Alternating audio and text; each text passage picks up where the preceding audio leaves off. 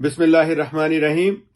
Pakistani American news channel کے ساتھ new York سے کیسر مصطفیٰ بھٹا، پروگرام کیسر مصطفیٰ کے ساتھ سچ جانا۔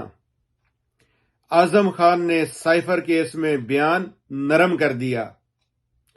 تبدیلی بیان سے عمران خان کے خلاف کیس کمزور ہو سکتا ہے۔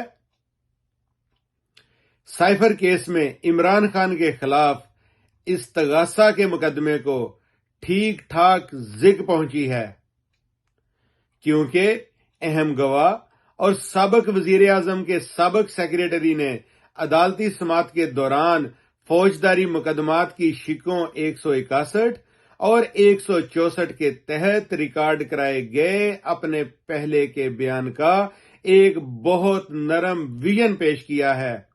اعظم خان نے جمعرات کو عدالت کے سامنے اپنے بیان کے وہ دھماکہ خیز حصے شامل نہیں کیے جو انہوں نے ایف آئی اے کو دیا تھا اور مجسٹریٹ کے سامنے دیا تھا۔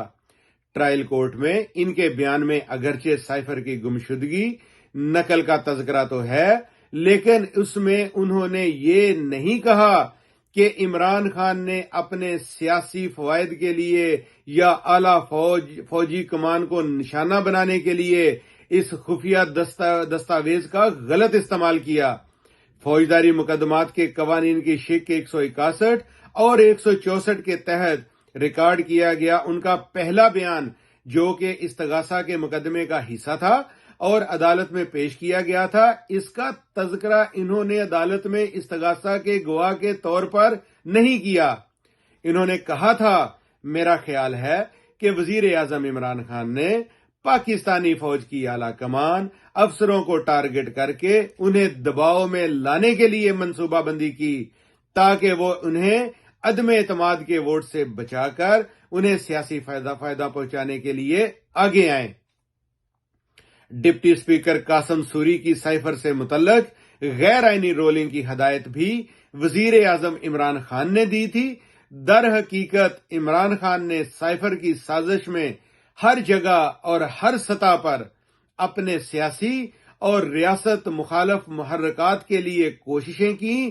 نتیجتاً عمران خان نے سائفر ٹیلی گرام دستاویز 27 مارچ 2022 کے اسلام آباد کے جلسے میں لہرائی، جس میں انہوں نے مجھے بتایا تھا کہ وہ گم ہو گیا ہے۔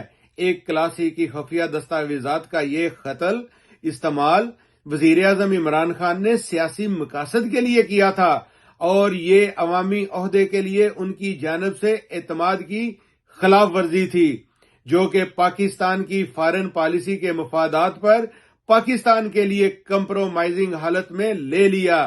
میری رائے میں اس قسم کے اقدام کے ذریعے عمران خان نے فوج کی صفوں کے دماغوں میں اپنی اعلی کمان پر شک کے بیج بوئے، اور یہ کہ سابق وزیر اعظم عمران خان نے سائفر کی سازش کو سیاسی سرمایہ بنانے کے لیے استعمال کیا، یہ خیال کیے بغیر کہ ریاستی اداروں کی حرمت کا کیا ہوگا، اور انہوں نے اپنے حامیوں کو ریاست مخالف ایجنڈے کے لیے اور سیاسی مفادات کے لیے چارج کر دیا۔